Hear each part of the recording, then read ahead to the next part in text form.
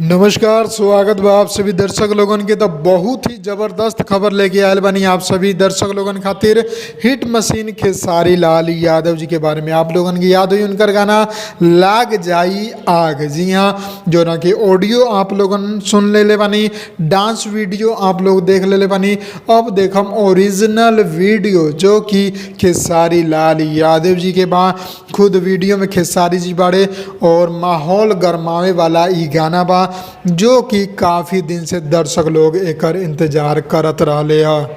आप लोगन के ई खबर बतावे में बहुत ज़्यादा खुशी हो रहा बा कि बिहान सुबह 6 बजे ई गाना के रिलीज डेट के अनाउंसमेंट कल गई बा। जी हाँ, global music junction Bhojpuri YouTube channel अभी अभी एगो पोस्टर शेयर कैले बा।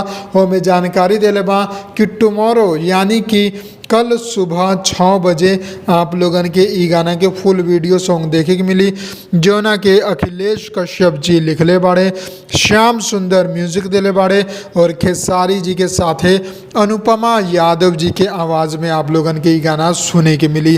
तो इहे रिपोर्ट बा जो कि आ चुकल बा। फाइनली ओरिजिनल वीडियो आ रहा बा, तो देखेला ना भूलम बिहान सुबेरे 6 बजे।